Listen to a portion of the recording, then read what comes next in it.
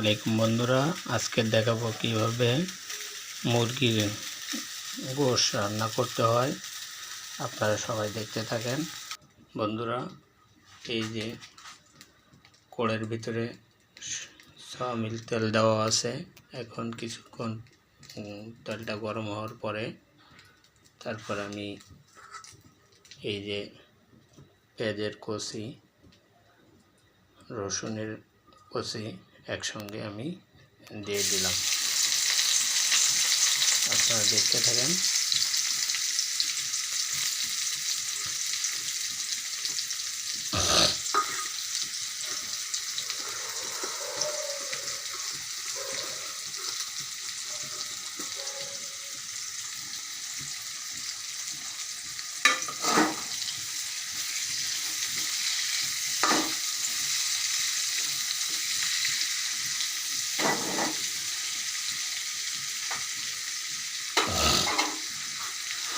পেঁয়াজটা একটু লাল বর্ণ হলে আমি এর ভিতরে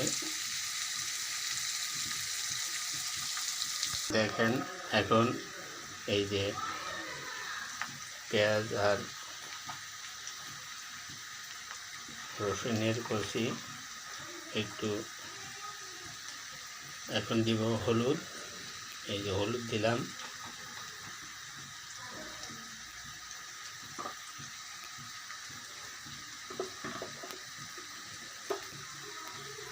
এটা হলো মরিচের গুঁড়া দিলাম।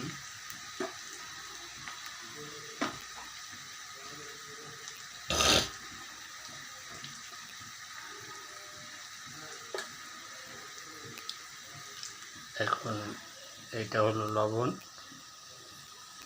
সম পরিমাণ কিছু লবণ দিব। তারপর লাগলে আবারও কিছুটা দিব।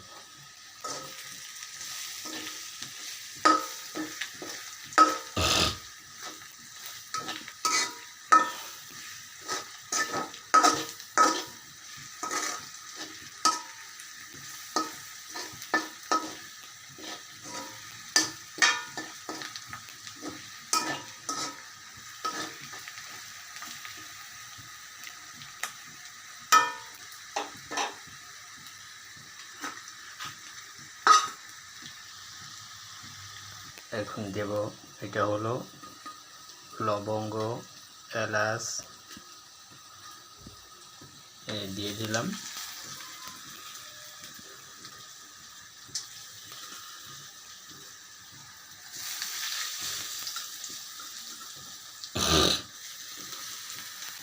এটা হলো মুরগির মশলা। এখন মুরগির মশলাটা দেব।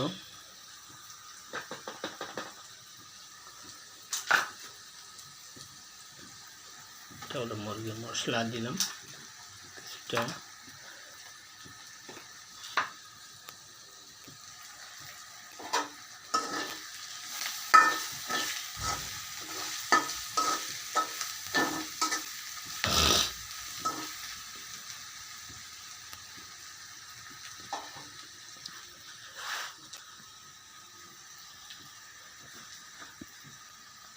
দেখতে পাচ্ছেন, এটা হলো তেজপাতা। এটা দিলে তরকারিটা আর কি সুস্বাদু হবে, ঘ্রাণ হবে।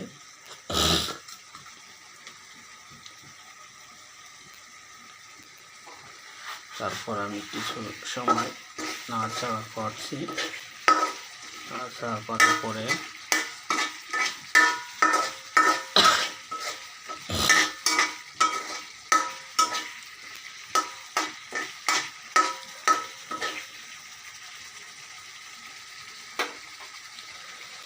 এটা হলো মুরগির মাংস,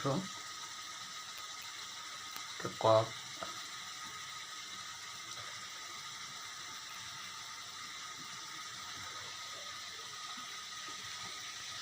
এখন আমি মুরগির মাংসটা দেব। দেখেন, এই যে মুরগির মাংসটা দিলাম।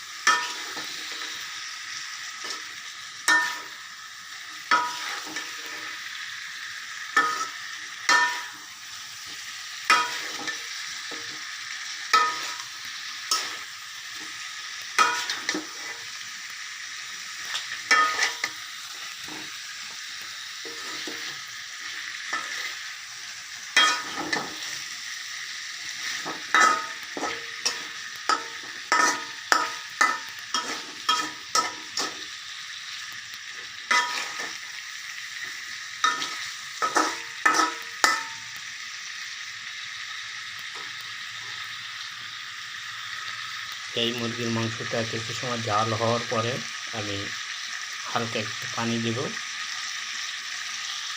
এখন আমি কিছুটা পানি দেব এই মাংসের ভিতরে, সাইডে না লেগে যায়। পানিটা দিয়ে দিলাম।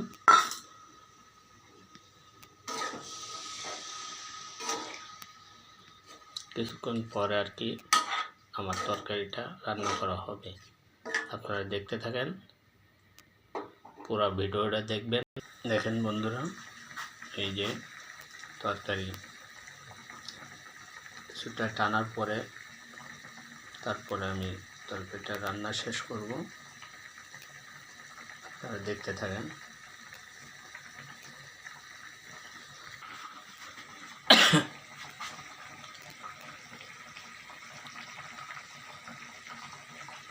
আমি এই তরকারির ভিতরে কি কি দিয়েছি আবারও আপনাদের বলছি।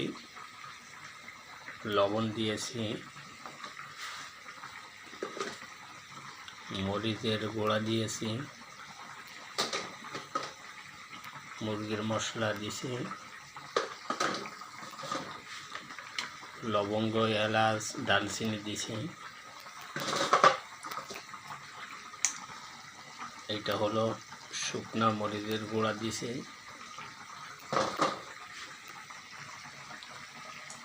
তারপরে দিচ্ছি তেজপাতা, তারপরে দেওয়া আছে পেঁয়াজের কুচি, রসুনের কুচি, ফ্রেশ সয়াবিন তেল,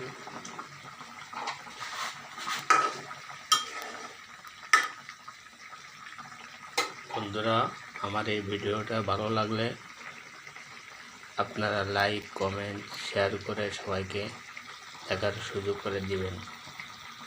আল্লাহ হাফেজ।